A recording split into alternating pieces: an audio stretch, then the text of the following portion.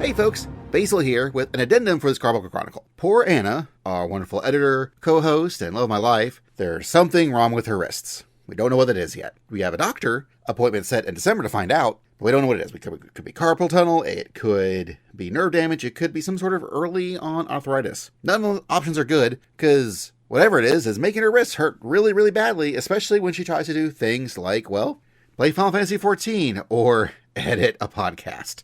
So that's been why you haven't seen or heard any podcasts from us for a little bit, because Anna has been having real difficulties editing, and I'm real slow at it. But you know who's really good at editing episodes, as it turns out? Tobias. You know, our current third heat on the Carbuncle Chronicle. And he has wonderfully accepted the opportunity. He's going to edit the Carbuncle Chronicles for us right now until Anna feels better. He's going to do the editing, because he is a wonderful, generous, kind soul, and we really, really, truly appreciate him. But you will also realize as we talk about things in this episode, some things have already happened. Why? All Saints Week? It's dunsies. It's over. It has already happened. It's done and gone. So if you didn't get it, we're sorry. We were going to warn you, but, well, you know, things happen. But things like Alo Alo Island and the whole Fall Guys collab event in 14, hey, it's here. You can play it. It's fun. You should do it. It's a good time. That's there. Now, the rest of the episode is all about the announcements at the London FanFest, which are still the announcements from the London FanFest, and that won't be any different forever, because, shoot, Dawn Trail ain't out yet until next year, and certainly this episode's gonna come out before that. Anyways, enjoy the episode.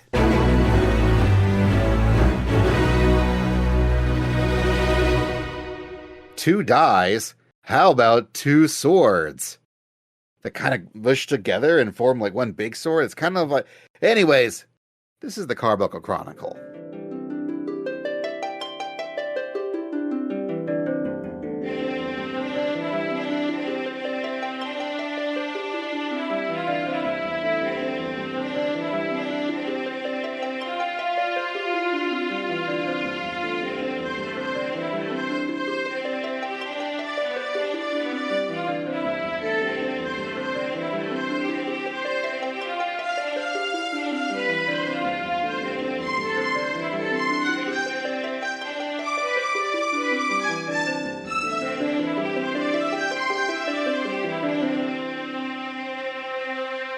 Hello, adventurers, and welcome to the Carbuncle Chronicle, your podcast for everything awesome in Final Fantasy XIV.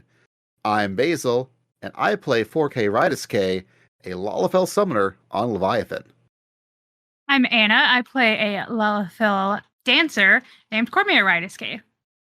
And I'm Tobias. I play Vana'diel Silvestri, also a Lalafell, but generally a paladin, sometimes machinist, maybe viper. We'll see. And that's us. However, we are also joined by a special guest. So, Cevian, please introduce yourself. Hi, I'm Cevian. Cevian works too. I've gotten used to it. I play Kuroka Nekosho, a Mikote ninja, also on Leviathan. And also I play Sevlina, a monk, on the Final Fantasy XI server, Bahamut.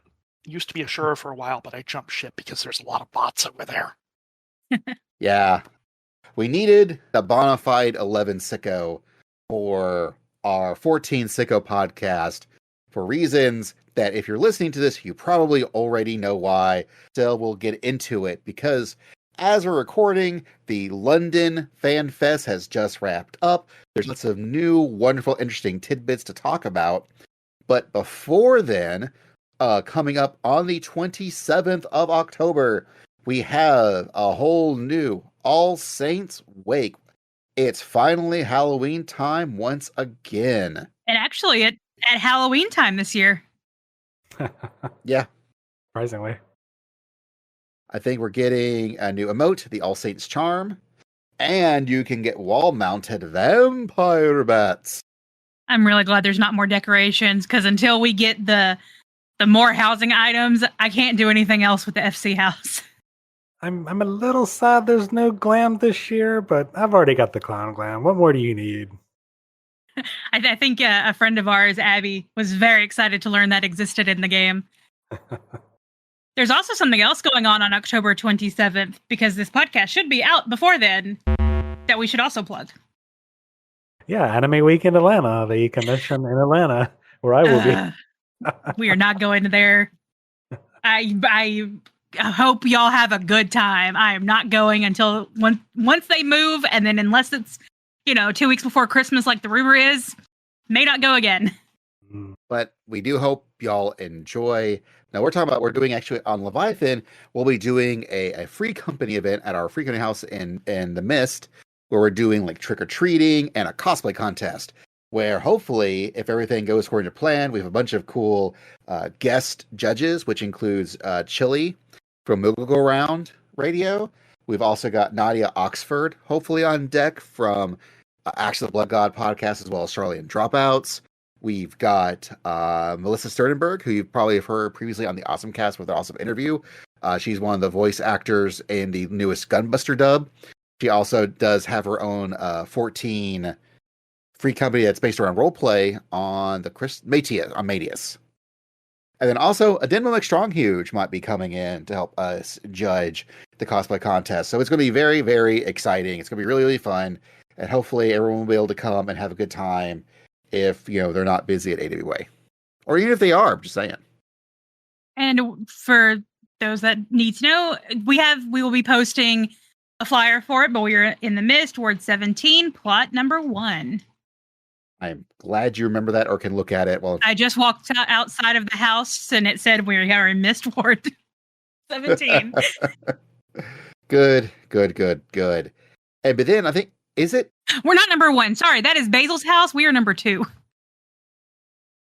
You can go to my house. I think my house is pretty okay, but nothing's happening there. You just like dox Basil for everybody on the internet. Everybody knows where Basil lives now. True. It's a Carbuncle house. Everybody knows it's Basil's house. Okay. Am I right? Is actually Halloween 6.51 day? Yes. Okay, I thought that was like it's about to get pretty busy in 14 because yes, on right before Halloween on the 27th, there is All Saints Wake, and then a few days later on the 31st of October in the year of our Yoshi P, we've got 6.51, which brings us other things like splendiferous tools. If you're doing the crafter gatherer equivalent of relics, that's when we'll be getting the next step for those. I'm so behind. Yeah, well, I haven't even started them, so you're more ahead than I am.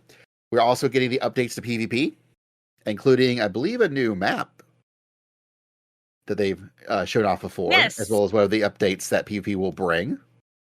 Along with that, they're introducing the latest, if you haven't listened to our previous episode, Variant and Criterion Dungeon episode, we're getting the newest one then, the Ala Ala Island, which we can hang out with the Akasadora Matsuya. Maybe he won't make himself fish this time. Right. And then, in the Gold Saucer, we are getting Fall Guys. Now, we all, Basil, Tobias, and I, all three played the Fall Guys collab on their side. I think Tobias and I Basil, we all got the Black Chocobo mount, I believe. I didn't get the Black Chocobo because that was way too much, but I did get pretty much everything else. Yeah, we played it. I thought it was great. I had never played Fall Guys, so this was a great excuse to see what it was. And I really like these type of, obstacle coursey type games. And that's one reason I've always liked Leap of Faith. And I did not think I did not even imagine how much they were going to try to make it look like Fall Guys in this game in 14. And oh my gosh, I am excited and terrified. And I will never win in the Gold Saucer, just as I never won in Fall Guys. I think I managed to eke out one single crown playing Fall Guys recently. Other than that, I was just building up the points in the crown chart to try to do things. It's a game I enjoy Fall Guys in small doses. When I was trying to grind it out, it was kind of like trying to grind out things. It was a little annoying after a bit, but maybe in a year or two they'll do a different collaboration. We can come back to it, but I'm good with where I was. I was watching the trailer. I saw the trailer, when they showed it, but I completely you can blink and miss. They show the rewards, and the outfit looks really neat. I like the outfit. It's pink. I know some people won't like it, but I like the outfit. There's a couple little Fall Guy minions. but it looked like behind our characters, it looked like we're getting the rhino as a mount. Oh. And that gives me PTSD, but also very excited. Interesting. I noticed that Lalafell was doing the little victory dance, the little sort of... Oh, it was, wasn't it? Dance. Yeah, so that'll be kind of fun, I think. But I didn't notice the rhino. That'll be interesting. Well, it'll all probably be MGP, and so I'm just not going to get the blackjack mount for a while. I'm close-ish. I've got like 3.3 mil, but it's all going to go to Fall Guys probably. I know that I'm real close to my 2 million to get the big Cactar gold saucer mount. But again, if this is all MGP, there's a good chance that all of it's instead going to go to Fall Guys. I do want to say that our hearts do go out for poor Mediatonic, who Epic just had a whole bunch of layoffs, and a lot of them got laid off. And I'm like, man, this feels really weird now to be excited for Fall Guys coming to 14. I mean, I'm playing a bunch of Fall Guys because of 14, and now a lot of folks who probably worked on this stuff is not with the companies anymore. That's not fun. But the company's still there. People are still working on stuff, so hopefully they're going to do okay. I really, really hope that everyone who did get laid off lands on their feet, and those who are still there can still put out some good stuff. It's kind of a rough time for the video game industry as a whole. But journalist and development team, I was listening to the last week's episode of Waypoint Radio. No, Remap Radio, the new thing, and they kind of went in depth about the state of the industry, and it's a difficult time right now. So I guess to sort of round off the Fall Guys discussion, one thing they pointed out was this is going to be kind of a limited thing, and I didn't know if they were implying it would be here for a limited time or if it would be cycled in, like, you know, every few weeks. It's going to be cycled. They said it would be cycled in, like it's permanent. Okay. It'll join the rest of the gates. We don't know if it's going to be like a gates sort of situation, or if it's going to be more like the Triple Triad tournament situation, where regardless, it will not be going on all the time. You can't just hop into a Fall Guys whenever you want. They are going to have it where there'll be times where Fall Guys is going on and times where it's not. So hopefully that means that it'll encourage people to want to do it when it's going on, to make sure that we always have enough people to do stuff. Because I think it's 28 players or 24 players. It's equivalent of an alliance. Yeah, 24. That'll be going all at once. So they definitely need to make sure they've got enough people to keep it running. So I'm pretty sure that's probably one of the main reasons why they're doing it the way they are. And this was mentioned at the keynote for the FanFest that just happened in London. So I'm going to take a musical interlude and come back talking about that keynote. We'll be right back.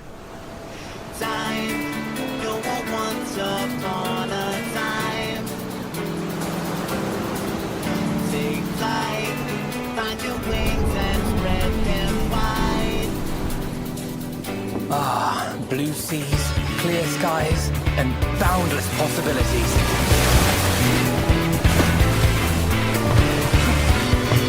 I dare say our destination will soon be in sight. Enjoying yourself for a change?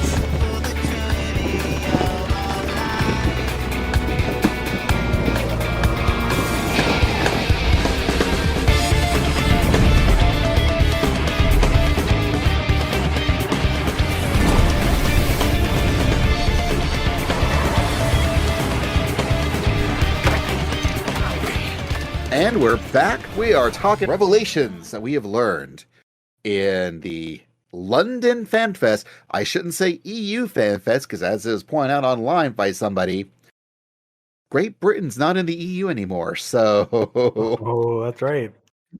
It's the 2023 Final Fantasy XIV Fan Festival in London. It took place on the 21st and the 22nd of October. They kicked it off with a brand new rendition of our teaser CG trailer and unveiled that Meteor, our warrior of light, is now getting 2 swords. Because we now know what the job was. Everyone's like, oh man, it's got to be Corsair. It's got to be a piratey thing. I mean, it's not piratey, but in fact, it is 2 swords because the new job is called Viper. Why did it have to be snakes? I'm just glad they confirmed Meteor is bisexual years later. I've seen that. I've seen that dual wielding in Japanese. Yeah, it's kind of a pun there. The first thing I thought of. Oh, nice. At least they're finally giving me the occasional actual katana for my ninja, as opposed to sticking me with daggers all the time. So I'm good. You guys can have your dual swords. I'll have my dual swords when they give them to me. And I noticed Audrey from Atai Kuji. She's the first one I saw that made the comparison to Zidane in 9. Like that's kind of what he does. He has his two daggers, his 2 swords, but he can put them together. And I never realized. It's been so long since I played 9. I'd forgotten it. So I think that's pretty cool. I mean, I'm excited to try it out. It looks like fun.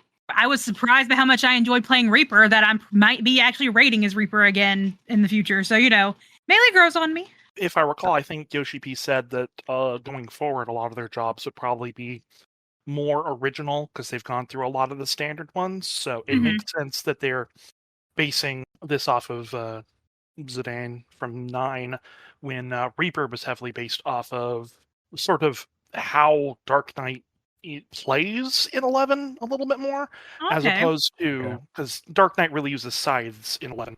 It can't use great swords because you can equip different weapon types for different jobs in 11, but scythe is like the main iconic one, and there are a lot of people who were kind of disappointed that they went with great sword for it in 14. So it's sort of that's why it's sort of a mirror to that. I just always appreciate how wrong we can be. Yeah. Because, for months since the North American FanFest, we're like, oh, he's got a gun. The thing that they're CGIing out is a gun. He's going to have a sword and a gun. And it's a pirate. It's Corsair, I'm just glad. I love being wrong when it comes to things like this. I love seeing that they're like, you think you know what we're going to do. And that's what I love about this team. They say, keep your expectations high. They know how to surprise us. They've always been able to surprise us. Exactly. It's not like we know, we not like we knew the Corsair was definitely going to be it. Just like we know that Green Mage is definitely not coming. Wink, wink. But I think I prefer this actually. Thinking about it, we already have a job that is about using a pistol. Basically, we already have machinist. We already have a class that is about using guns and melee range, the Gunbreaker. So even just kind of thinking about it, there really wasn't a place for Corsair as we saw it in 11 here without them drastically changing it. Like you mentioned with Reaper being sort of an offshoot, they would have to do something like that to make Corsair not feel like it's, impugning on somebody else's territory. So, I mean, hell, we have the swashbuckling here. Like it is a pirate in flavor, if not, class mechanics. So I'm happy with this, honestly. Well, I could still see them incorporating something based off of Corsair into 14. You could maybe actually do it as a caster job. Not that I think that it's going to be our caster here, because Corsair's big thing was using elemental aligned cards to do elemental shots. And they could probably take that and turn it into a caster. Lord, don't give another class cards. Astrologian's already struggling. It's time to do. The Viper, however, as pointed out, is not a caster DPS. They are a melee DPS. Their weapon style are dual blades. Of course, no required class because they don't do that anymore. A starting level is 80, as our location will be in Ul'dah. So that's an interesting place for this. It feels like this should be once again, a Limsa starting place, but Limsa's already got a few. So I can understand why it's in Ul'dah, but the concept is it's a close-range fighting style passed down by Turali hunters who uses 2 one-handed blades that can be combined into a single two-handed weapon. As such, the Viper alternates between pressuring enemies with swift strikes and by their twin blades, and dealing mighty blows with their joined weapon by calling upon the memories of ancient hunters contained within their soul crystal, The Viper can imbue their body with additional power for a brief time, which means they glow blue and can do lots more slashes. So trans, basically. Right, well, that's what a lot of folks are now guessing, that's where, especially where the Zidane stuff is going to happen, is that's where we're going to see trance as a thing. And I would be absolutely down for that. I am so looking forward to trying out Viper. It looks so cool. I like on the slide where they introduce it, where they do required class, none, implying that they've had a required class for how many expansions now? It's the beginning. Fair, 14 of the jobs do have a required class. I think 14. 14? I have to go count. Pour one out for Rogue, because I do feel for the folks that still would love like an actual legit thief class for the game, where we do have Rogue. It's there, but it's just the starting point that eventually evolves into Ninja instead. And so I think a lot of folks were really looking forward to the potential of getting like a more actual thiefy like character in a Corsair. And that's not to say that Viper can't still fulfill that role, but And to correct myself, it's 10 is. classes that have required, starting class. Got it. But I have jumped ahead because we still have that good teaser trailer. I just expanded on each of the Scion, except for Grahatia. Each Scion got a little bit of extension to their. Oh no, I guess Thancred and Orianji didn't either. But we got a little bit of an extended scene with Estinian, a little bit of extended scene with Alice and Ishtola, where the Nutkin has returned. Maybe going to find the golden acorn, or Thancred's going to get naked again. We don't know yet. I thought the Thancred nakedness was implied by what we see in the trailer. They like to make Estinian wet for some reason. I mean, I'm not mad about it.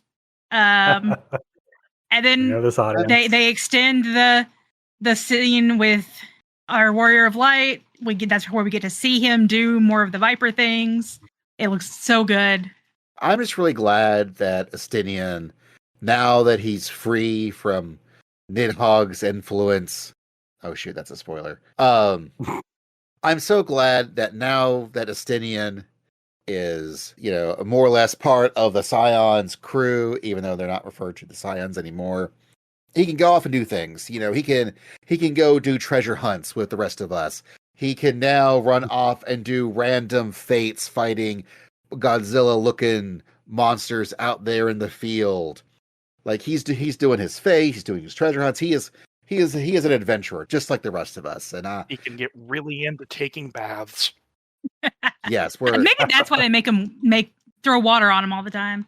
And I'm here for it, man. Estinian, you just keep living your life. After 6.5, he's not allowed to kill dragons anymore, so he's got to go kill Kajir instead. Just to get a rush, man. I want him on my team. Yoshipi's told us the Scions are getting split up. I want him on my team. Yeah, I'm going to see how that plays out. I feel like this is just kind of like... Yeah. I think they're just kind of playing it up to get us... It's a big misdirect, and it seems like a very big, obvious misdirect. Like, there's going to be some strife in the party. Like, no, there's not. Come on. Everybody's going to be so freaking excited about this. I have a feeling that the split is going to be maybe some of the Archons that were, commissioned. Maybe they've already gone ahead. So whoever's with us when we go, that's our team. And then we're going to get there and they're going to be like, okay, now you have to fight people. And then like you show up to the arena and it's your friends. And it's like, oh, hey, okay, cool. Let's do this. So it's going to be a Thor Ragnarok moment. Where yes, exactly. We walk in and we see the Hulk and he's a coworker. Thancred walks out. Hey, he's a friend from work. Also, I'm really enjoying this new song that's slowly being built as we are watching this trailer. I know. I cannot wait for the full thing to be released. It's so weird to hear more of it in different ways, because when we went to the first FanFest, you heard that song 100 times the whole weekend. Like it's burned into my mind. So to hear it change is it's a little weird to me. Well, it's got a really good bass line. With Endwalker, and you probably didn't even see the original Endwalker teaser we got. The words for the song were so muffly and so like you couldn't understand it at all. It was really, like I said, very garbled.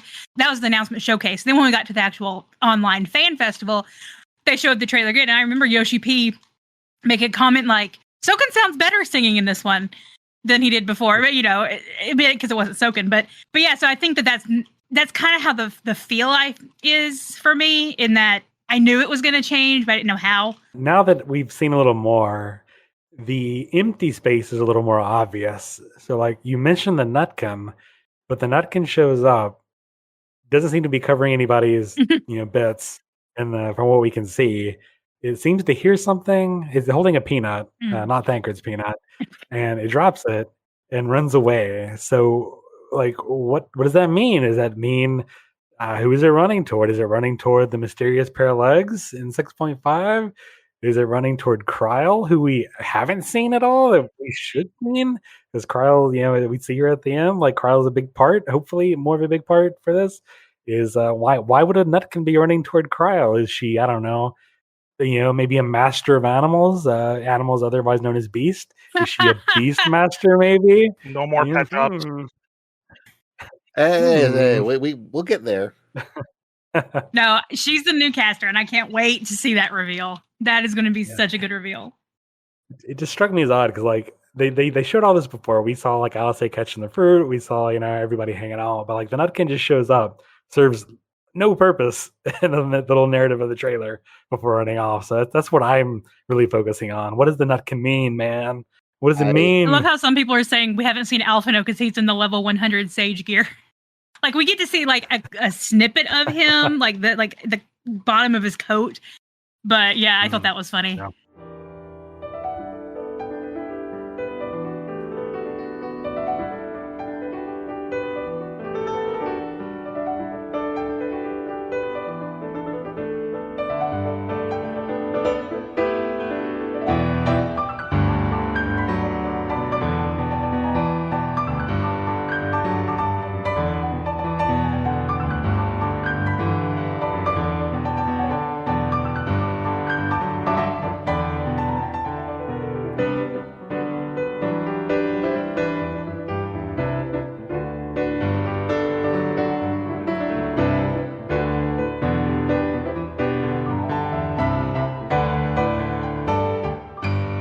I do think that the two things that they're saving for the the Japanese FanFest reveal is Chryle as the new caster, and also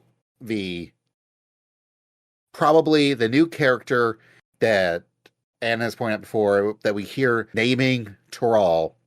It's the last thing you hear in the trailer, and she is probably the female Rothgar.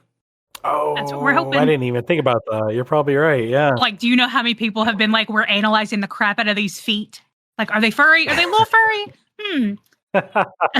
Well, I didn't see that, but I did see everyone complain about the lack of Hrothgals, as they're called, this weekend. So maybe that'll be finally see the reveal of female Hrothgar.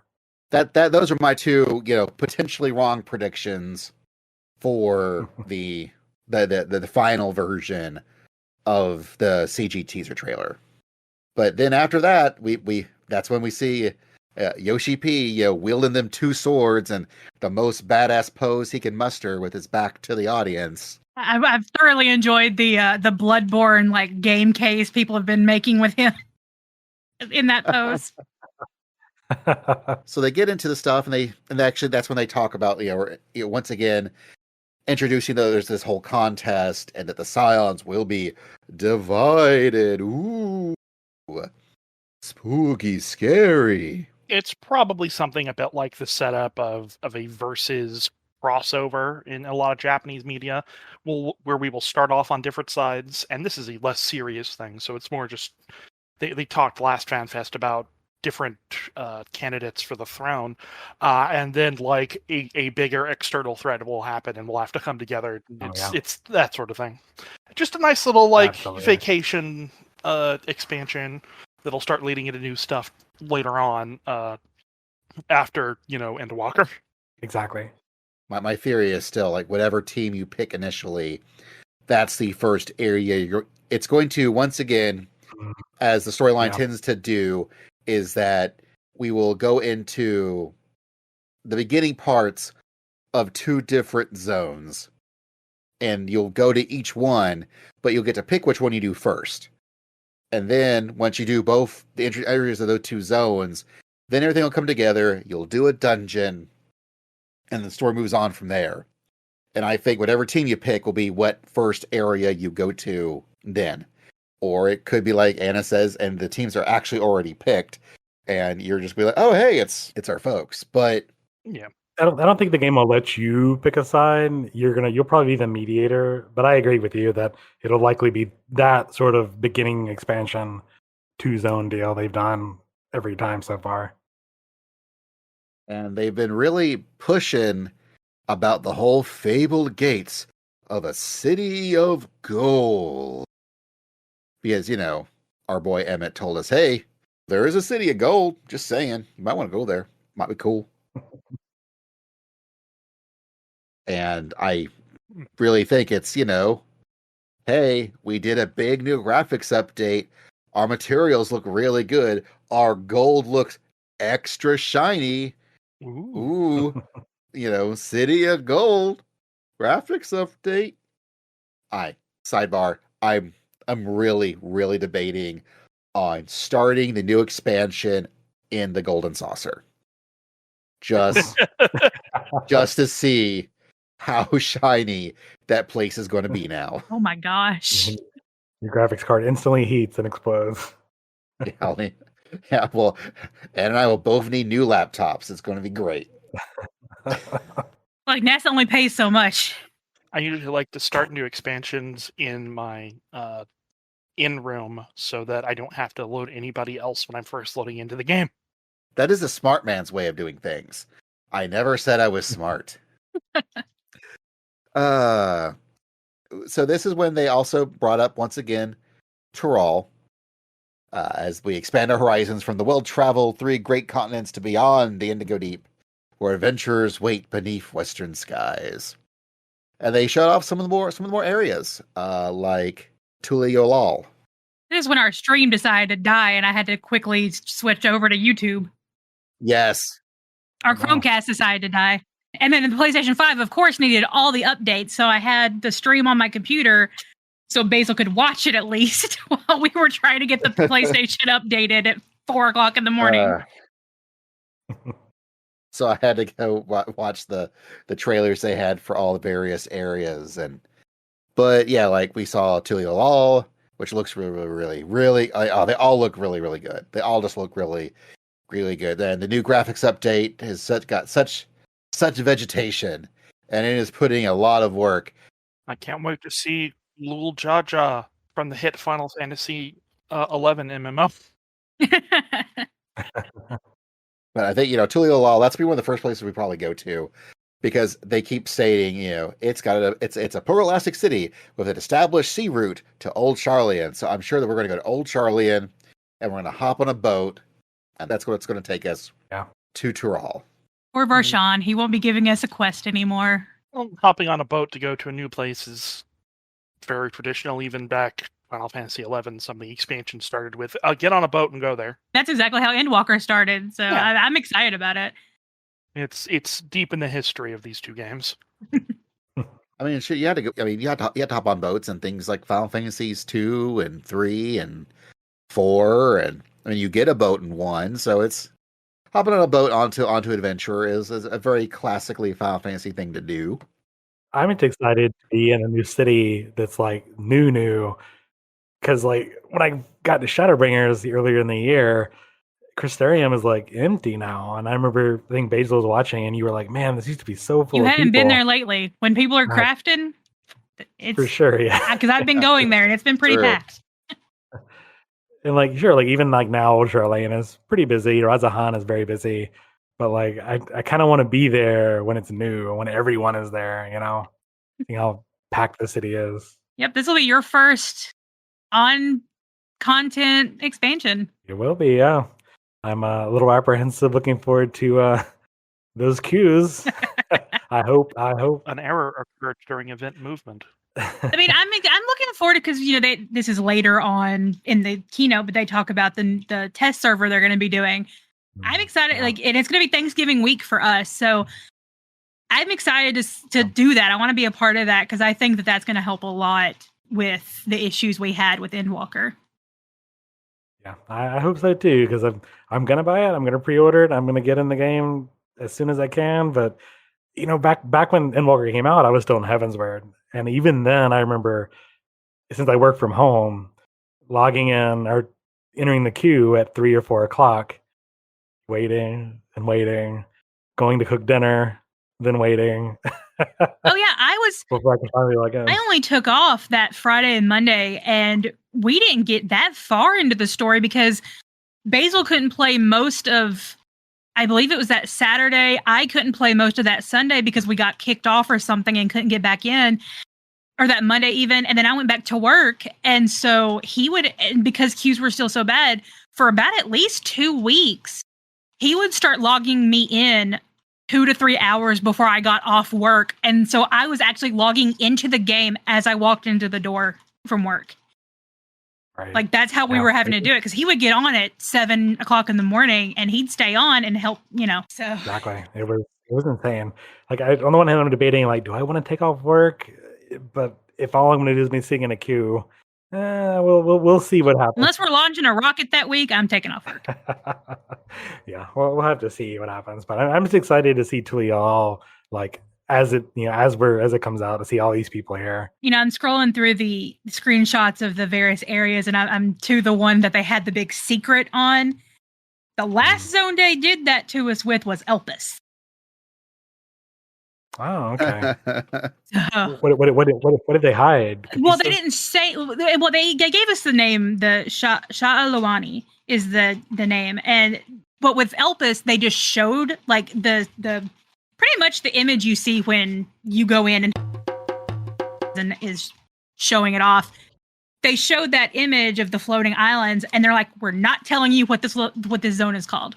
It's a secret because it's very spoilery." And we're like, "Okay, cool. It's Sea of Clouds Part 2. That's what we're naming it." In fact, and I would just to really emphasize that you'll want to edit this part out, but when you go back and edit this, you should totally beep out name. Okay. Well, since we're in the secret area, I got a prediction for this. I want to get this on the record. So far we've talked about Tyrol, America. We've mentioned that we're going to Yok Tyrol, South America. Yok is south. They mention here in the slide for Shalawani, this is Central Tyrol, cough, cough, Central America. And the thing we see in the background, I think, is going to be north, whatever the word for north is, North Tyrol. I think that the other zone is going to be North America. We're doing a North and South America deal. And I think what we're going to see is Allegan bullshit, or whatever the Allegan equivalent is. We can't go an expansion without Allegan bullshit. Exactly. I don't think we're going to straight up do more quote unquote Allegan stuff. I think it's going to be like an offshoot of Allegan stuff. It's going to be new Allegan crap. I feel like it'll be based on it, but it's not going to be quite the same. I feel like I can see that.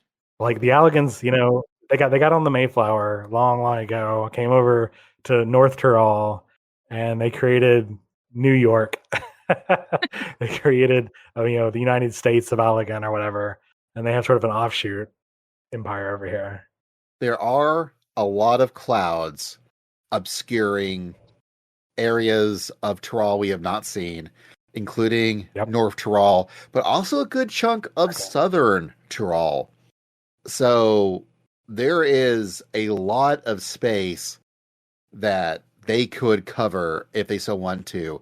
Like, this could just be more southern Tyrol, and they're just bringing up similar ideas of expansionism that we really saw in North America, but they're just having it take place because, they even mentioned in this area as a Tyrol, they discovered cerulean deposits, and it's brought sweeping change to the area. There's a construction of a railroad. There's local people who maintain their cultural traditions. It really sounds a lot like the plot to Fern Gully or the not Airbender Avatar thing movies that people apparently watch that I don't, so I don't know.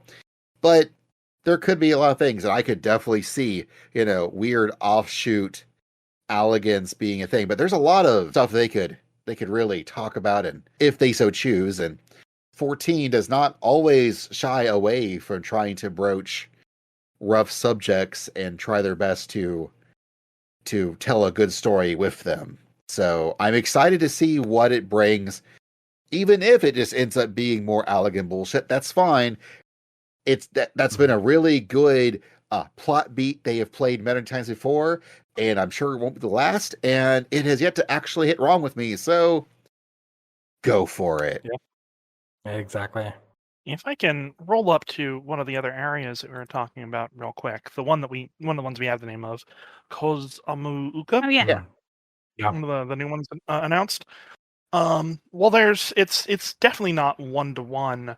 There's a lot of similarities in its design to some of the Final Fantasy XI areas of Kazam, and then Yohotor and Yatunga jungle, with a very jungle feeling. A lot of like raised areas with waterfalls coming down, and a lot of the like Aztec style sculptures and stuff we have in the background. So there's been a lot of, even before the thing I was called in to talk about later, there was already like a lot of Final Fantasy XI stuff creeping in here. Like I said with the Momble Jaw, they're just from 11, and they just took the name of the leader and his design from the third expansion, Oturgon. Nice.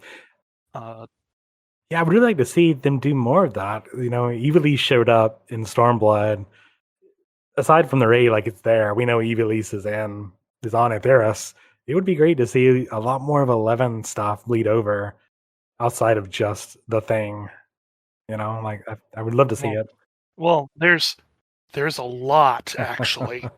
Yeah. If So one of the things, if you know.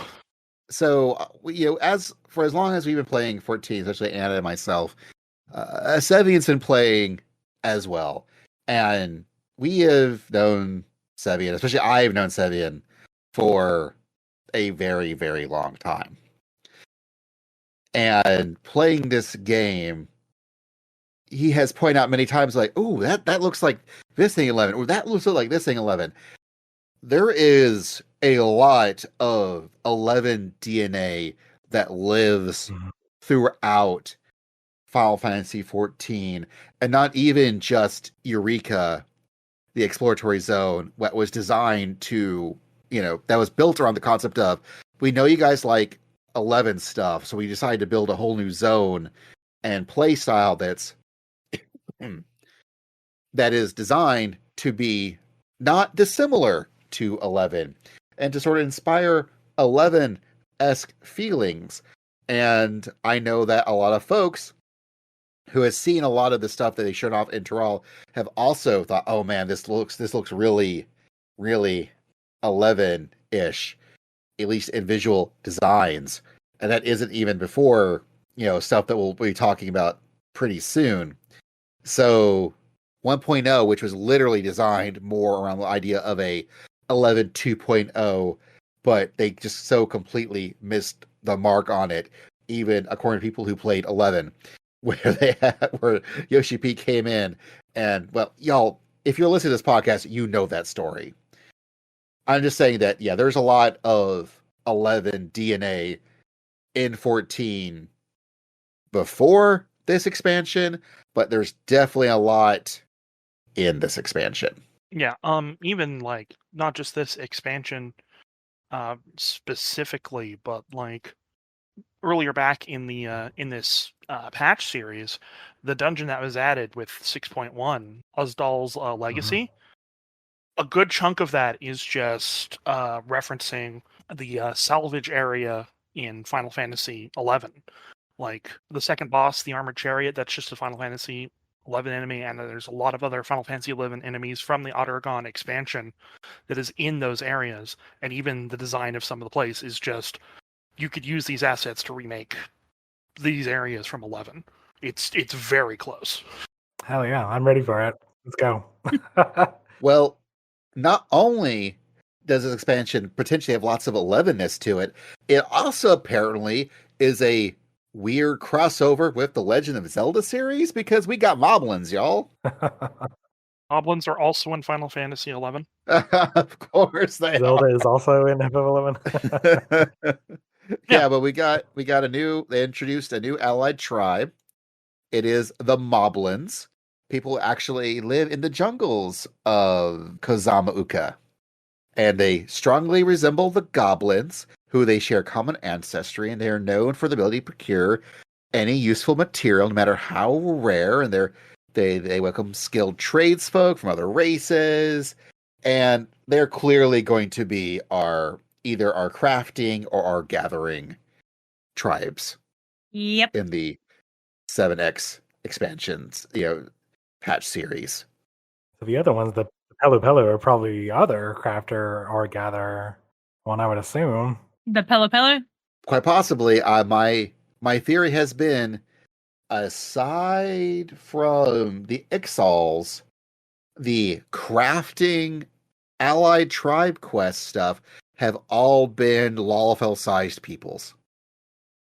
Whether it's Moogles, whether it's the Namazu, whether it's dwarves, whether it's short bunny people, that has always been the crafting side. I don't know if that's by intention or it's happy happenstance. Insert Varus. It was by design here.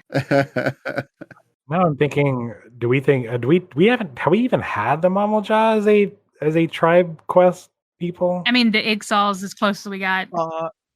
Okay, so close. No, there are a few Mamalja in like one of the Las Nosas. Right. There's just like a little pocket of them, Yeah. but we've not really interacted with them much more than that. Okay, so more like than not, they're going to be our last beast tribe, I would imagine. Or just, I'm sorry, outdated term, our last tribe. Our last allied tribe. My guess is the Moblins will probably be the crafting tribe. Because they get the material that we use. The Moblins were introduced in the second FF11 expansion, but then they were also in Odd-Urgon the third. And the group of them in Odd-Urgon, which, like I said, there's a lot of that here in what we've seen of Dawn Trail, is specifically a mad scientist. Okay. So that sort of lines up a lot with crafting. Yeah, my wonder is because it's, quote, known for the ability to procure any useful material, no matter how rare. That also sounds very similar to gathering. So it could really go either way. And we won't know, honestly, until the 7X patch series. They're not going to tell us who's what. The Akasadora could have been anything. They ended up being the battle, the fighting tribe, as it were, as far as the kind of stuff that you did. And then the craft and the gathering was I was not expecting the gathering tribe in Endwalker to be what the gathering tribe was. So anything is possible. This is a team that loves to zig when you think they're zagging. Speaking of the allied tribes, I want to take this moment to tell anyone listening, if you have not finished your allied tribes for Endwalker yet, you have until mid-January.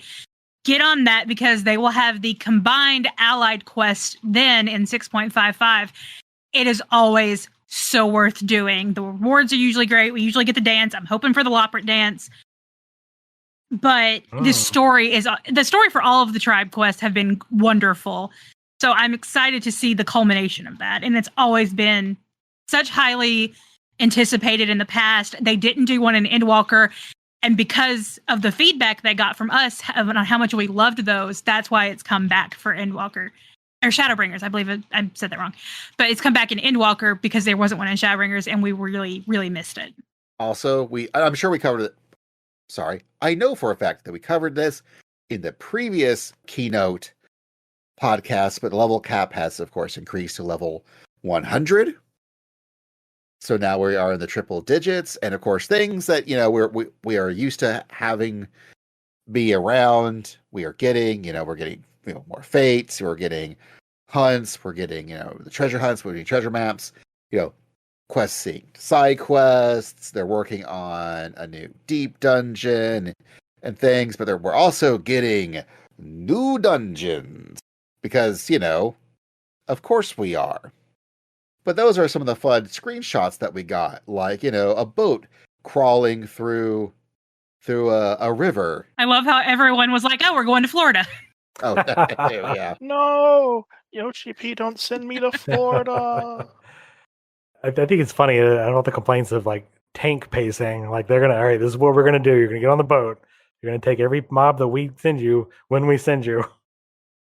Well, there's a screenshot later where they show like a hallway and a door, and then another hallway and a door, and then obviously a boss arena. And I saw someone take like paint and it was like, pull to here, second trash, pull to here, boss fight. I'm like, they're finally like, okay, here's how far you're allowed to pull, so you don't kill everybody. Yeah. But yeah, it's they got some real cool looking locales. They've gotten, the 14 team has gotten really good at making really good tubes for us to funnel us through. And as long as they keep giving me really cool tubes, I'll keep on going through the tubes. Including one that really, really looks like, I think someone mentioned, it looks kind of like the someone's inside of someone's computer. Yeah, you got the cooling fan on the left, you got the water cooling on the right. It definitely could be. Yeah, it could be that new Allegan stuff that we haven't seen yet. Who knows? Who can say? I've seen a few people try out the name Midgar, and I don't Basil think did that. it's gonna be. I don't think it's straight up gonna be FF. Like we're gonna get FF7 stuff eventually in the game. Like that's coming at some point in the future.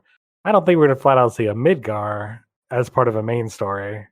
But, I think they're taking maybe some influence for that. So this is what I'm thinking, is we're seeing maybe not traditional Allegan stuff, but we're going to see like new Allegan kind of stuff show up as the antagonist, I think.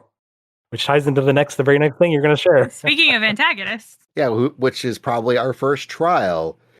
The Eliminator. You cannot assume that, because they did that with Anima and the Magus sisters. They showed us both of them, and we were like, oh, those are going to be trials. And they weren't. Yeah, I saw something on online that said Eliminator kind of looks not unlike Sephiroth. So we know Sephiroth is Mericidian. So, I know people are hoping for Mericidia stuff. Well, could be. The name just cracks me up. Man, as much as I was excited for the potential of Mericidia, now that I know that we're going to Tyrol, once again, I'll say I really just want to be in Tyrol. I do not want to go globetrotting, not when you've given us a whole continent that we could play around with. Let's play around here. Let's this all looks so cool. It looks so neat. It could be so interesting to do something that's so away from everything else that, people kind of consider it. It's a whole new world. It's a new set of continents that barely anyone has really messed with too much. Like, this is such a great time to do something new and really see what things could be. Right. So far we've got, Tulial is the city, of course, but we got Cosmo Uka, the first one. Then we've got Shaolani. That's 2. We had another one at the NA FanFest where the Pelo Pelo are. I can't remember the name of that one. Yogg-Trol. That's 3. Oh, no, not Yogg-Trol. Oh, crap. It's called something a little. It might have been Yogg-Trol. No, Yogg-Trol's the whole continent, I believe. Yeah. And Tuliyola is the main city. Yeah. I remember the other name you're thinking of. I just T. don't remember what it's called. Yeah, so that's 3 right off the bat. We generally get 6 in an expansion. Well, we've got the one we don't know. Oh no, we know that one. We know the name at least. Yeah. It's I'm with Basil. Like, I really hope. I'm thinking they're going to do North and South America, and we're going to see both areas, and that's going to be the remaining 6. I think if we were going to get Mericidia, they would have done more Asdaya stuff and made that tie into the story at the end of 6.5, but that doesn't seem to be the case. That's going to be on the back burner a bit, I think. I feel like. I do too. So yeah, my current bet is North and South Tyrol. They showed off the Urkupacha? Urkupacha, yeah. That's the name. Yeah, that's it.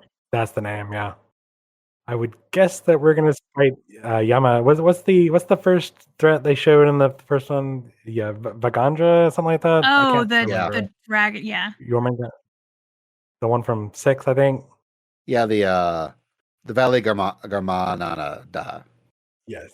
So But- I think that Yeah, try talk. I think that's going to show up in Urkopacha. We're going to see Eliminator and the mysterious Allegan place. He's going to be tied to the mysterious Allegan place. Those are my bets so far. There was also Yaktiel. Okay. There's Yaktiel. So Oh. technically, We may know they all might of have them. shown us 5. So they potentially have now told us 5 potential zones already, and that last zone is probably going to be a secret, like where they're not going to tell us, and we're going to find out, and we're going to be like, "Holy shit!" Because that would probably be the Allegiance? end hub, most likely. Oh yeah, it could be this futuristic city. I'd be down with that. So yeah, I guess we'll see. I guess we'll see as far as that goes. So as normal, they're going to continue updating duty support because as of right now, you can play this entire game by yourself except for most of the trials. Trials, yeah, for most of the trials. Yep. And for those, give them time. And They all Yeah, I know somebody who heard, oh, hey, I don't need to play with people now. It's like, no, you still have to do the trials with people. They lied to me. They said I could play the whole game by myself. You can do the MSQ by yourself. Important distinction. Well, there's still trials Yeah. in the Oh, MSQ. There's a that's few, right. yeah. Never mind. Yeah, you're right. But it's a whole lot of it. The vast majority of it is now potentially single player if you want it to be. And then eventually you will have to do Crystal Tower, which they're probably never going to add duty support to with people, and that is required for story.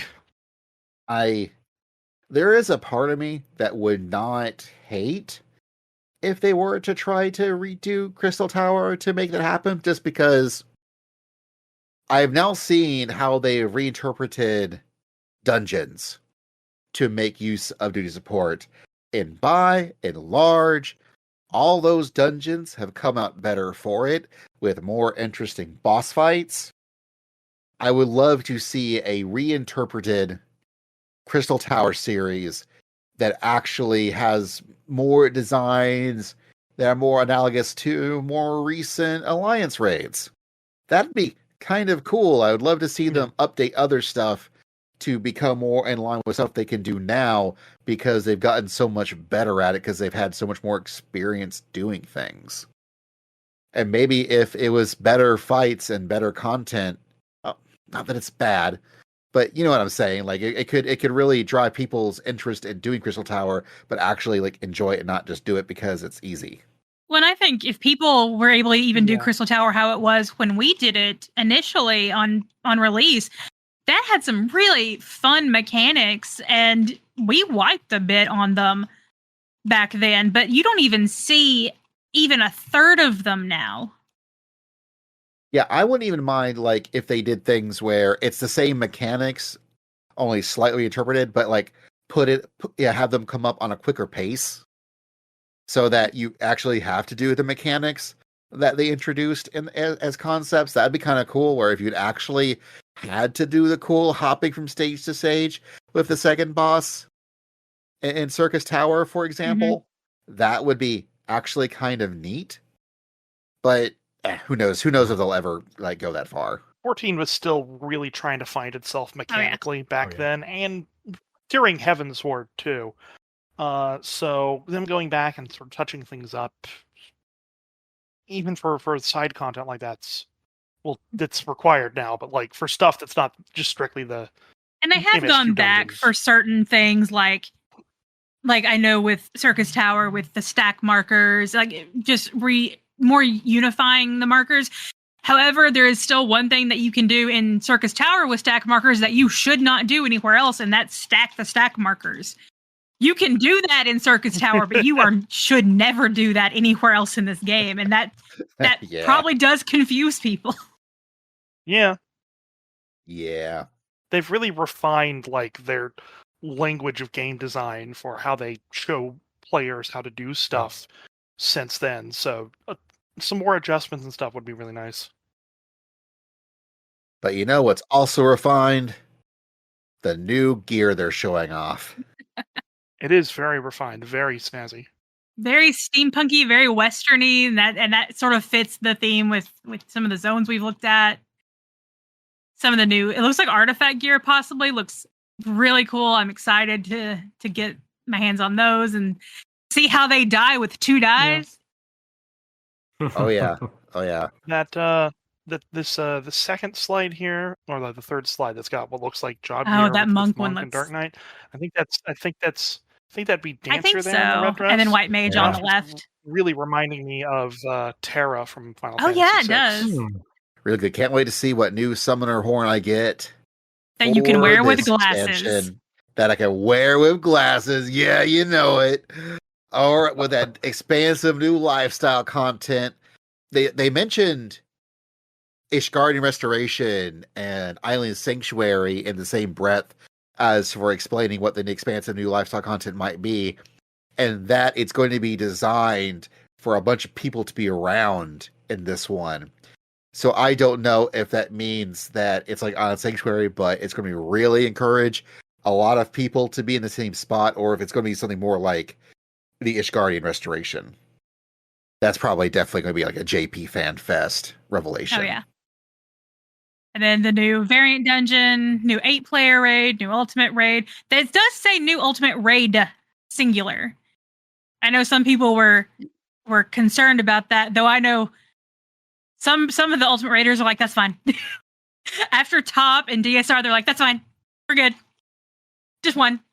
Well, yeah, I think a lot of folks that... I know I've heard some people pretty upset about it. Well, I also know a lot of ultimate raiders who got kind of burnt out having to deal with 2 ultimates. Those are a lot. And they can... Yeah. So I think it's fine if it's only just one ultimate raid, especially if they're trying to top themselves with top and DSR, like but maybe, but I'm not like super hardcore RBG gamer raider.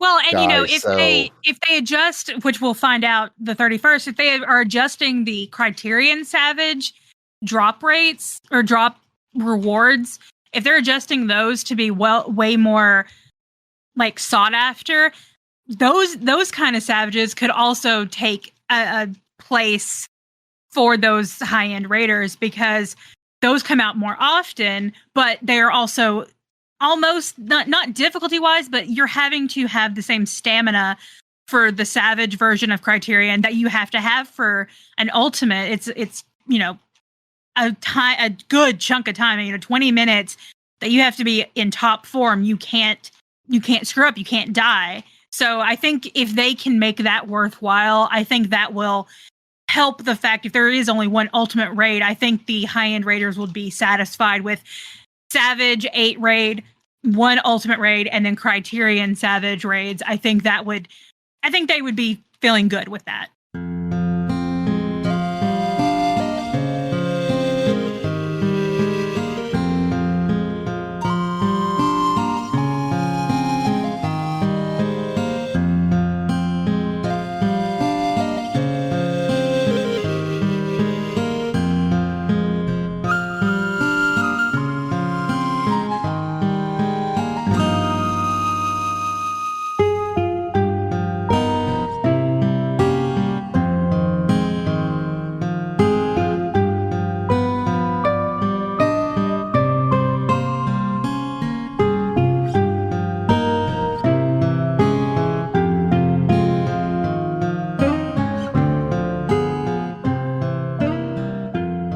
But you know what? A lot of people are feeling really good about.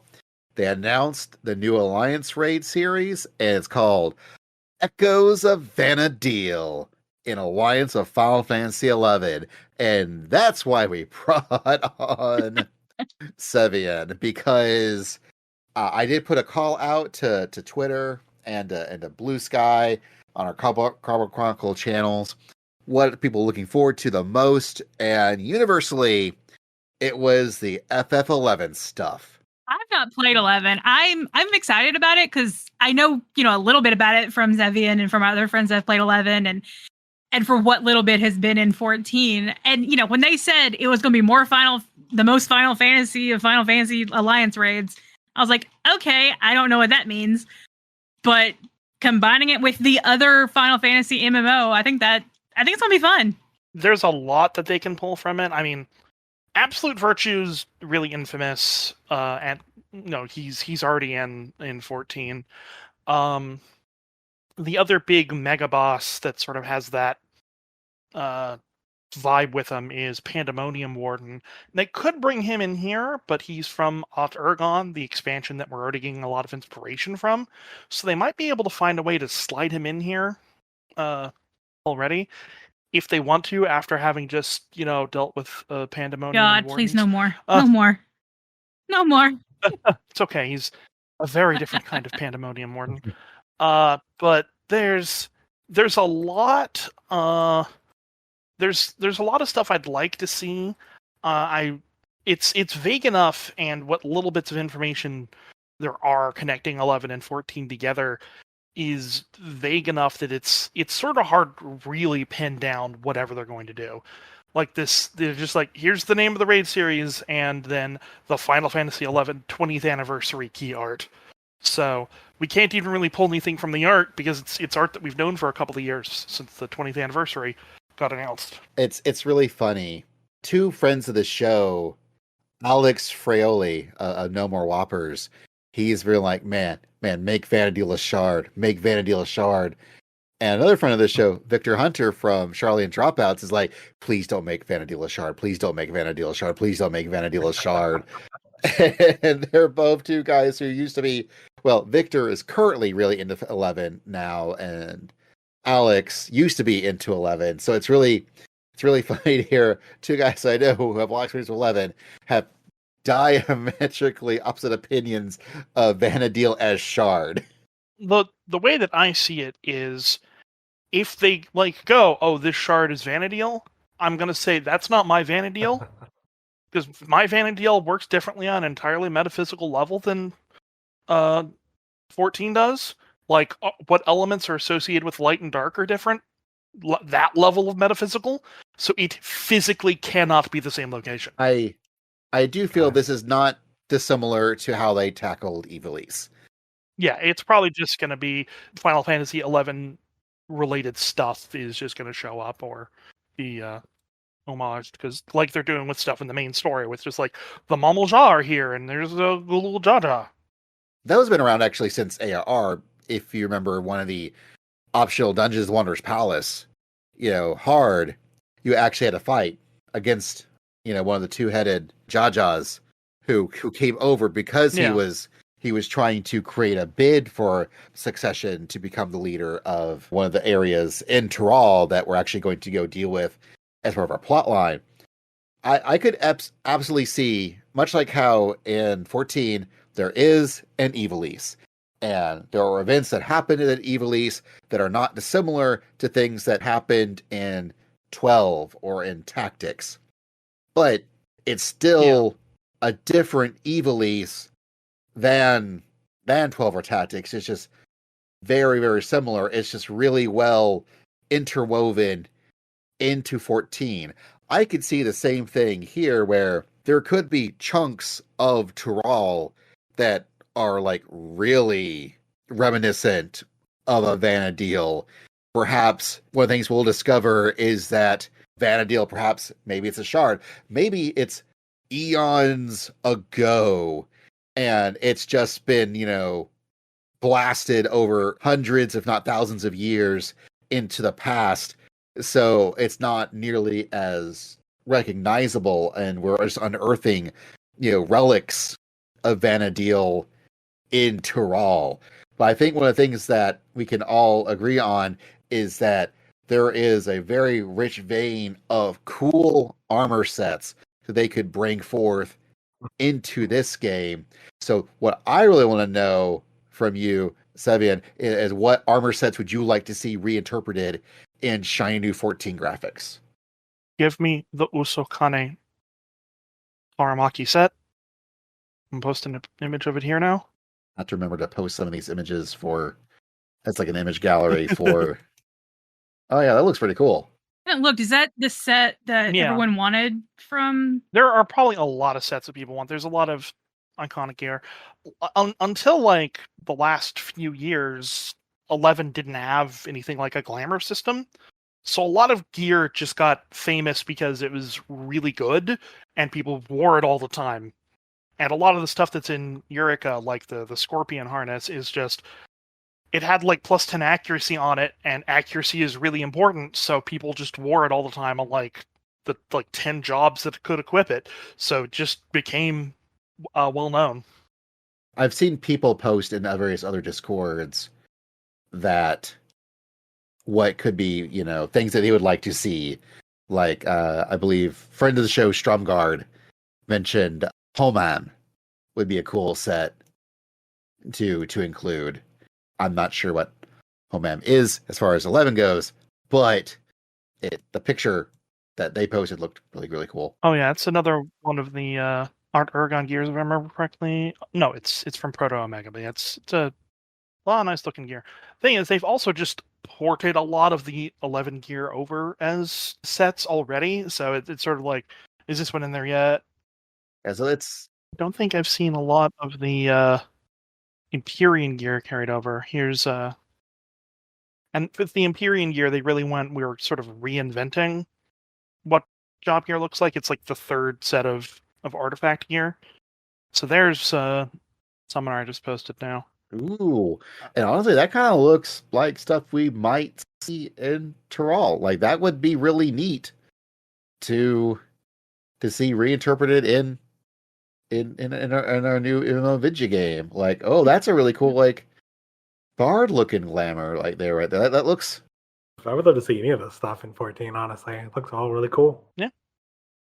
But I'm glad that they have a really good excuse. Are there any particular zones or areas that you would like to see reinterpreted graphically, visually?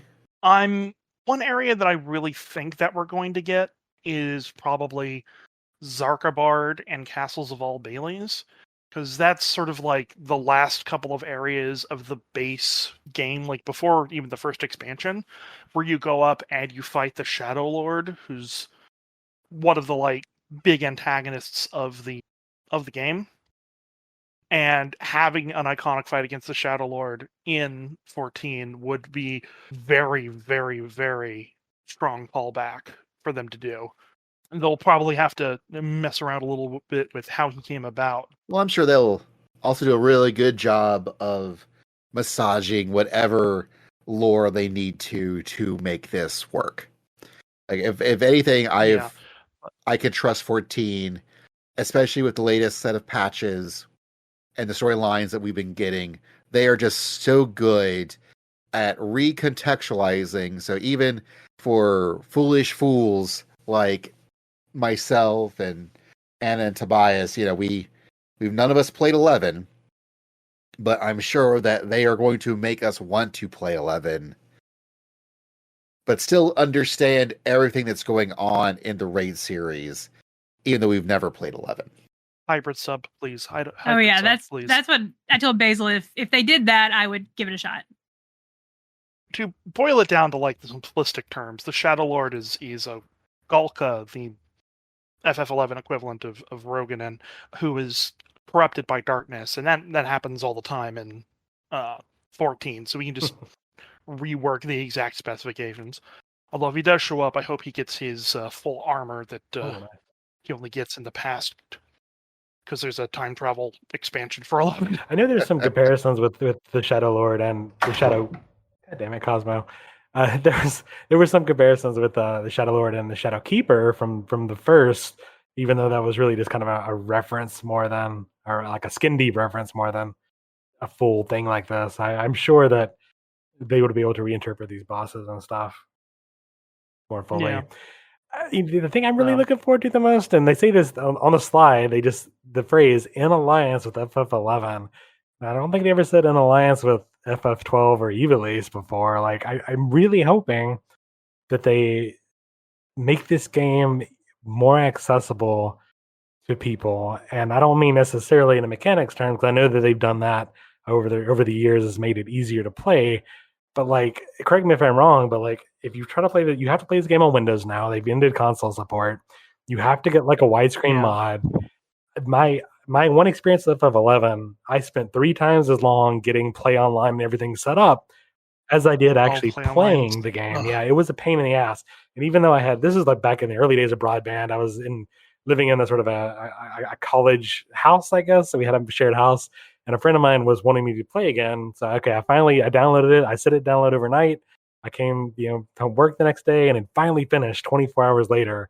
Everything set up, which, granted the internet was slower back then, but this shouldn't have been that slow. It just, every time I think about playing 11, I don't think I'm going to enjoy it. I've seen like the combat. I'd be willing to give it a shot, but when I think of the hurdle that it would take just to install the game, that I think puts me off the most. So yeah, I'm not entirely sure. I think there is like a speed limit cap for the install client for 11. Just sort of based on how it was back in the day, because it is a 20-year-old game that was made for the PlayStation 2. So that it does take a while to update. I can definitely understand that. But there are a lot of hurdles. And in the last couple of years, they've actually made like a new installer to help with a lot of those issues. But its free trial is just absolutely terrible in comparison to Final Fantasy 14's. Like 14, it's just like, hey, you can now play up through Stormblood. No limits on playtime. Absolutely free. Final Fantasy 11 still like, you have 14 days from the time you start it. You are locked inside the base game with no expansions. Like 14 days is practically nothing from what I've heard, like compared to how much grinding there is in the game. Well, the stuff that they've added in since the Capstone storyline that they released like 5 or 6 years ago has made it so that there's a lot less grinding. After they sort of put that stuff in, I remember Mr. Happy actually did a thing where he went and he just solo with Trust, the system that is in there where you can actually summon the NPCs in the overworld. He played through the entire story from level 1 to the end of Rhapsodies of Vana'diel in a month. Granted, it's like part of his job, so it would probably take people a little bit more than that. But the main game is playable solo from start to finish, with trusts, just on whatever job you want to play, basically. I would just like, we look at everything, all the other FF references in 14. Like, we've got the Pixel remasters, we've had remasters of games over time. I would love for them just to do, since now they know that 11 is still a thing. There are still people that play 11 now and are not going anywhere. Go ahead and give us that remaster, even if it's just taking the game's code, implementing like widescreen hacks, maybe a little texture refresh, whatever. The widescreen hacks and texture refresh, Square Enix is sort of hesitant to do that on their own, and I'm gonna get a little bit terms of servicey over here. There exists a third-party program that I will not name here that can be used to make the game become widescreen and increase and help with the lighting and the texture quality that we have caught the development team using. So they don't really see a need to put resources into doing that because everybody just uses that program anyway. Sure, when this is a game that people just don't really think about, but we've got an Alliance Raid series for their big popular MMO. I know. Like, and we had a crossover with Grand Blue Fantasy last year. Like this would be a great time for them to say, okay, you know what? This isn't going anywhere. I mean, this is an unnumbered game in the series. It can't go anywhere. Just like 14 really can't go anywhere. Like, I wish they would just do, like, give us some sort of refresh remaster. Even if I realize they can't completely remake a PS2 game, but like just very similar to what they did to like 12. Maybe even not as much. Just make it playable on modern consoles or computers. There's speculation from myself and others that a lot of the bringing over Final Fantasy XI mobs, there's always like a set of Final Fantasy XI mobs that get added in as just random monsters every 14 expansion. And then stuff like the dungeon in 6.1, like I just mentioned, and now the Raid series is probably them justifying the development time of porting Final Fantasy XI over to the same engine as 14 in order to help with development by doubling up the amount of content they're making. Interesting.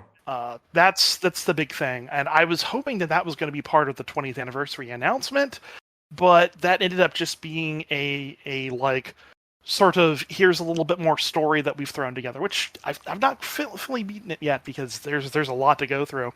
But it ends with, here, have like the most absurd grind that we've ever added into the game that is your now in-game content by. So it might just be they put that big grind in the game so that there'd be something for people who want to keep playing to work to while they take the time to do all that, or just leave it there forever. It's hard to tell. They're very closed-mouthed about it. But they did, for the 20th anniversary, come in and do like a huge promotional website where they interviewed people from all across Square Enix and even outside the company just talking about Final Fantasy XI. And there's a lot of really good stuff in there. Like they brought in Yoshi P and he talked about how they don't actually have like an engineering team for Final Fantasy XI right now. They just have the 14 team, and they just lend people out when they need them because 11 is just on such a skeleton right now. It's kind of bad.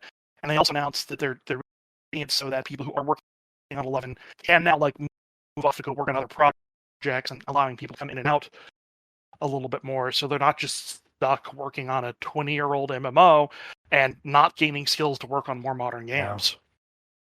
I really do think the fact that 11 still lives alongside 14 in creative, whatever, Division 3, whatever Yoshida's like development sub-hub. Creative Business Unit 3. The name of this particular hub and all the hubs like have changed so many times over the years that I just cannot remember what particular nomenclature they're using now. But I think that 11 would still just be on just pure utter life support if it was under anybody else. I think he understands how important 11 still is to folks, which is why they're still, because I think there was a while back where they're like, all right, this is it. This is the last updates we're going to do with 11. And after that, we're done. And they're not done. They still... Yeah, they did that before 14 came out. And then 14 came out and 1.0 bombed, and they actually went back and made a full expansion that they weren't planning to for 11 after that, because people ran back to 11 because 1.0 was so bad, people wanted to go back and play 11 again. And then they keep doing these incremental updates, alongside 14. Like I mentioned, they're trying to make things, have a better work-life balance while keeping 11 still going with these incremental updates. So good on them. I was going to post about another thing I wanted us to fight in the raid series. I just want to bring up the Archangels real quick because they're cool. They are cool. Yeah. They're like the Warriors of Darkness, but darker. They're the embodiments of the negative sins that each of the races of Vana'diel have been imbued with by Promathia. And they're just a party of evil adventurers that are just emotionless embodiments of sin. That it's the toughest actual like main story quest fight in the game. Oh, wow.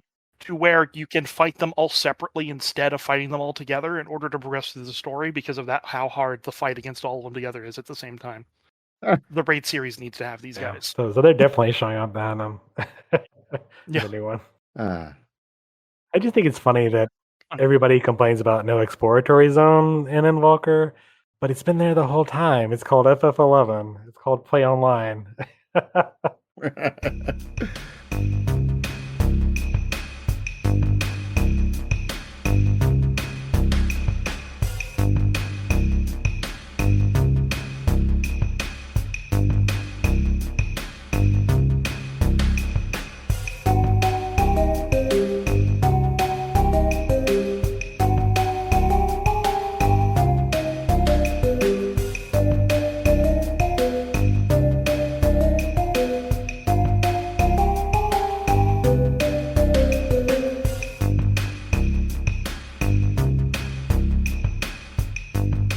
No, it's called Blue Mage, Tobias, because we're getting ongoing content updates, which includes the Blue Mage update. We're getting inconceivably further Hildebrand adventures. We're getting new plans for Deep Dungeons. Yeah. Something more with Gold Saucer.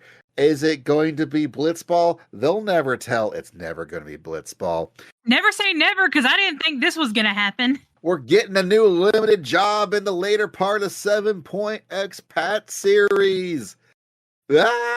New limited job. My speculation is that it's probably going to be Puppet Master. Master and Beastmaster are the two that everyone's been talking about. So yeah, Well, Blue Mage already came from the New World, but like I said, with all the Argon inspiration with Dawn Trail, Puppet Master, and Corsair, along with Blue Mage, were the 3 jobs for that expansion. Okay. So it makes sense that would be the next one.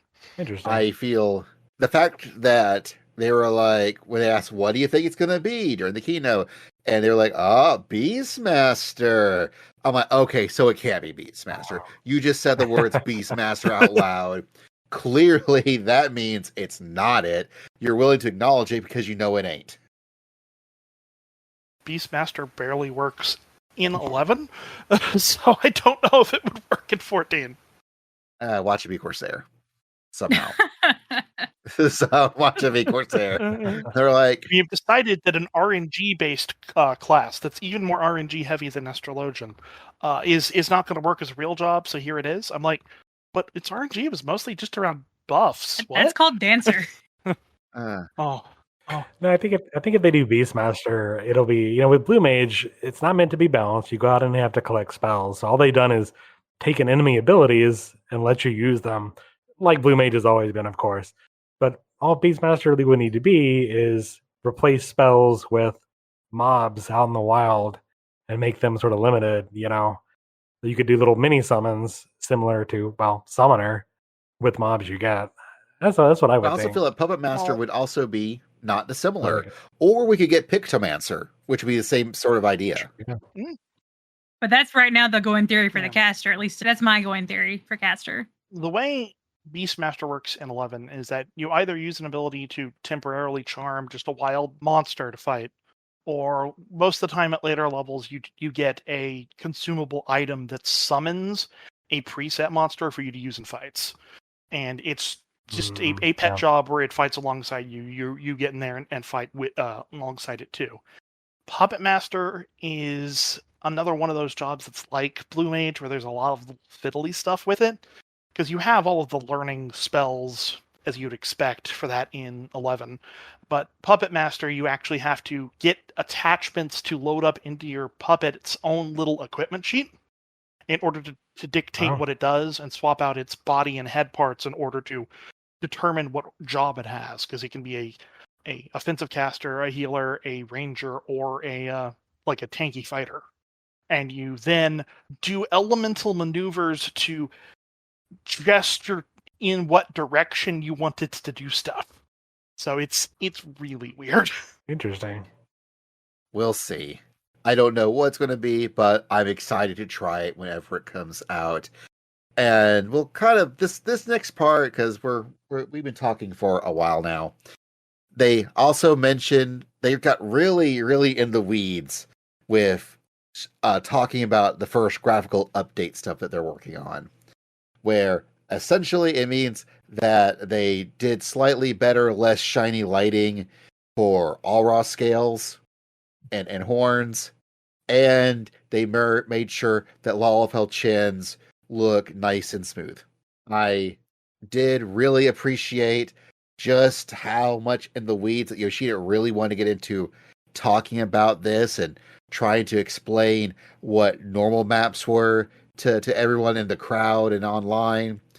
And I'm like, you don't have to go this hard during a keynote, but God bless you for it. I am glad that you care this much about every little fiddly detail about what you're doing, that you want to tell us about it. That's just great. Yeah, I mean, I guess it's good. It's good to update a 10-year-old game now. Yeah, not to say they haven't been updating it at all, but to new graphics standards and new graphics engines. But the last thing I notice when I'm running around in Pandemonium 12 is how smooth Nanawai's face looks.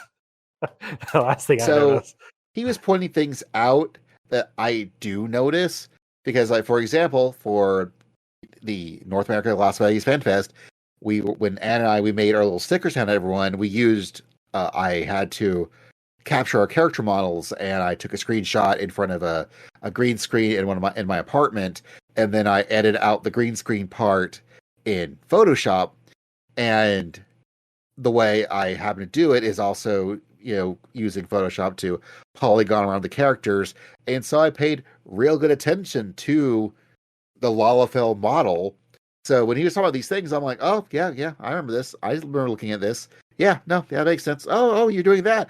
Oh, this might make it harder for me to Photoshop stuff out for me. Thanks, I guess, in a good way, but still. All right, I might start using mods now. Great. To get the model how I want it. But I'm just glad they care that much about everything they put in this game, and it's a really good way of showing it. There are a lot of development teams out there that won't be that granular, that won't be that honest, but Yoshida and the 14 team are. I mean, if Dawn Trail is a 2024 game, it should look like a 2024 game. So I agree that it's good for the future for sure. Speaking of the future, it's going to be on Xbox. They're doing the open beta for that between mid-January and February. We've already talked about the fact that we're getting the Fall Guys coming to Gold Saucer and October 31st. And then they announced the director and producer of 14 and the producer of 16 finally talked to each other, finally agreed on the details. Yoshida took Yoshida out for drinks. And we've got the 14-16 crossover quest line. I was waiting to see how long it was going to take you to make that joke. And the very first sentence out of your mouth was that joke. If he hadn't made it, I was going to jump in with it. I like that. I'm real excited to see Clive come into Eorzea and go, why are the crystals everywhere? Really sad they didn't get Ben Starr on stage because he was there. Oh man, yeah, Anna hated that. Well, she loved for everyone there, but hey, the fact that they were not there in a FanFest because they all live in Britain anyway, so it's really easy for them probably to hop the train over just to hang out at FanFest. But yeah, we're getting the 14/16. I like how they refer to it as the crossover quest line.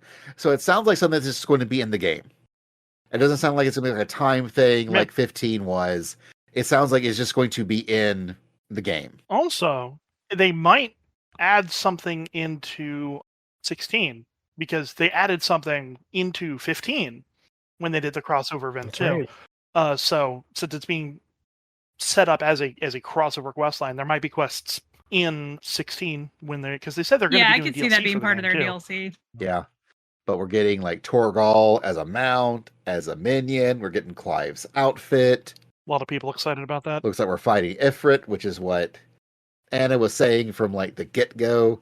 Is what they should be doing, and they're doing it. I'm hoping they do a Castrain Rolls of the battle themes. Oh yeah, that's what I'm hoping for. Yeah. As you know, the composer for FF14, the composer for FF16, they should go out and talk about it.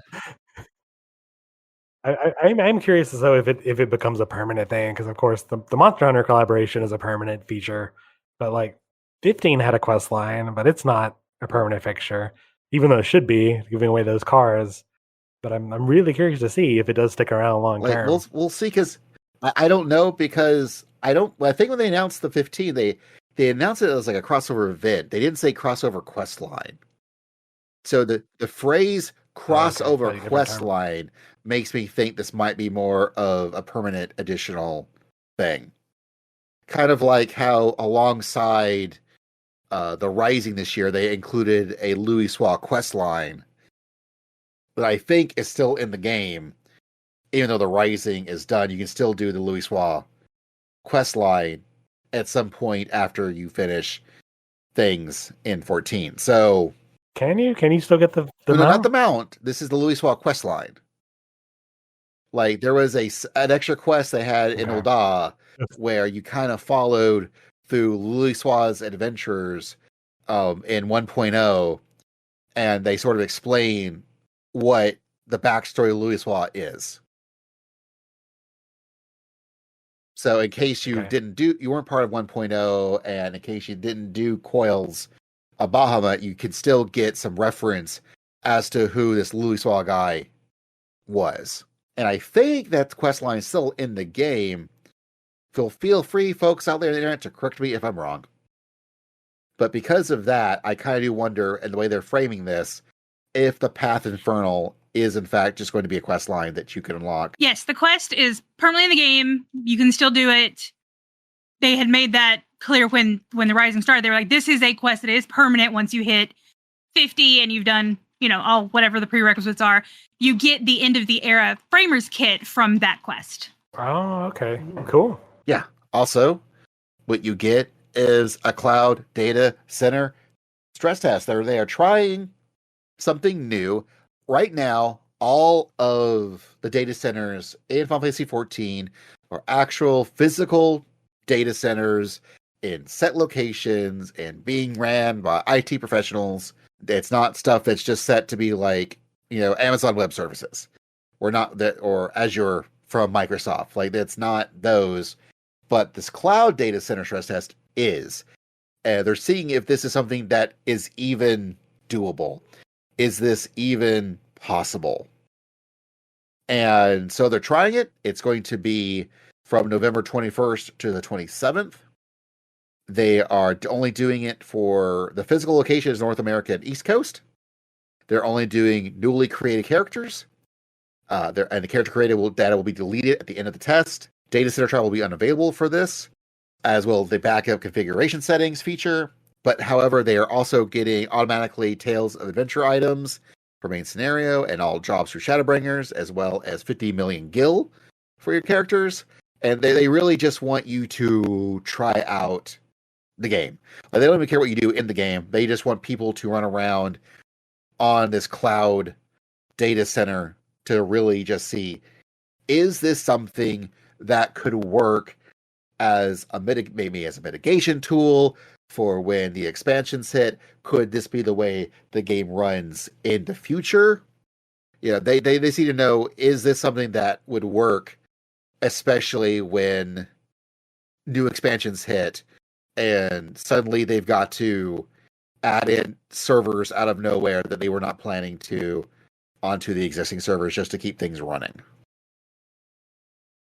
Yeah, that will allow them to quickly spin up like virtual, not like in as like a virtual machine, but like temporary servers in a bunch of different locations to help ease the stress of everything when there's the big hits on expansions and patch days, in order to just sort of make the game smoother for everybody because of just that Endwalker login queue. Just, yeah. I don't know about you guys, but I'm going to immediately use my money to go buy a large house. Only thing I'm going to do that week. I think Anna mentioned she's just going to go straight in and spend all that gil on a gold mount. Just to say that. We go get the gold Ronka mount. If we could like travel, I would buy it, have like traveled to Basil on Leviathan, give it to him to give to me. I don't think that's gonna work, but that would be what I do.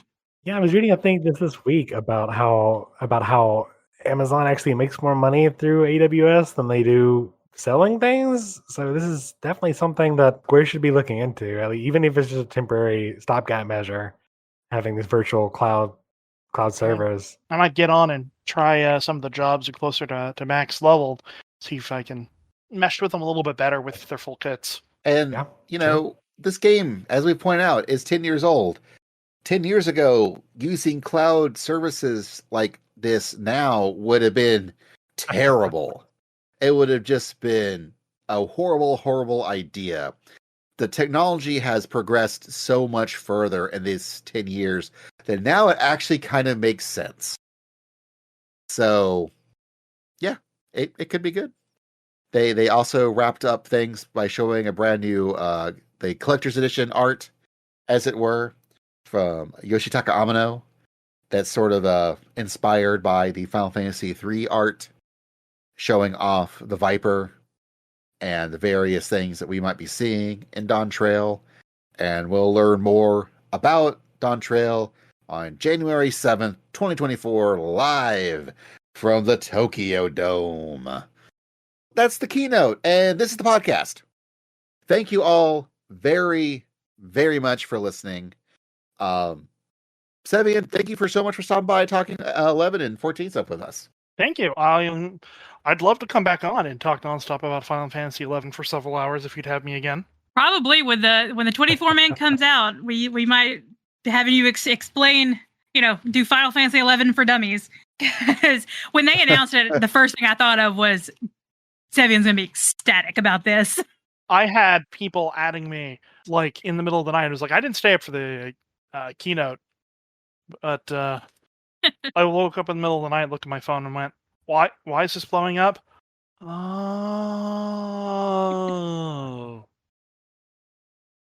You guys need to play Final Fantasy 11 now. Well, like I said, if they do the hybrid subscription, I will give it a shot. Yeah. So really, the thing was when 11 first came out in America, a lot of people looked down on it, for being an MMO, and that sort of thing happened again when 14 came out. But then 14, after like A Realm Reborn, and then in Heavensward, it really started to change the narrative and like, oh hey, it's good now, and now it's really popular. 11 never really got that sort of redemption story, even though it really needs it. So I really hope this gives a push, and Square Enix really like does what they need to do in order to help it get the vindication that it's never been able to get. I agree completely with it being an unnumbered entry. It's something that needs to stick around for a long time, especially with this stuff. Like I would love to actually dig in to play this game if they made it easy for me to do so. Yeah. And speaking of easy things to do, tell us where people can find you online out there on the internets. Well, I have I'm still calling it a Twitter account at Cevian Sprider. I'm also on Blue Sky, just Cevian there. I stream on Twitch occasionally at also just twitch.tv/Cevian. I play a lot of RPGs over there. Nice. As always, this is a production of the OSMcast. It is edited by Anna. The theme song for the OSMcast is made by DG Inabito. You can find his stuff at dginabito.com, but the Chronicle version of the theme has actually been remastered and redone by Anna. Check out our YouTube pages, both for the OSMcast, but also for the Carbuncle Chronicle. Please like, rate, ring bells, subscribe, all the YouTube things for those. We also have social media accounts for the OSMcast and Carbuncle Chronicle. On Twitter, it's CarbyCast. On Blue Sky, it's at carbunclechronicle.com. I am also on the Blue Skies at It's Basil Time. Anna, where are you on the Blue Skies? Oh, it's at Angel Darkfire, no middle A. I don't know what all the dot Blue Sky whatever is, but if you just search Angel Darkfire, you'll find me. And Tobias? Yeah, I'm on Blue Sky at Tobias at all that other extra crap. To search for that, and I should be available. Of course, as all podcasts should tell you at the end of every podcast, please tell friends about this podcast. Get more people to listen. Maybe throw us some reviews on Apple Podcasts or Spotify or wherever you do stuff that would tell people to please, for love of God, listen to us. That would be just swell. But once again, thank you to Cevian, thank you to Anna, thank you to Tobias. Thank you for listening, and until next time, never ever forget, you tank the bone dragon up north.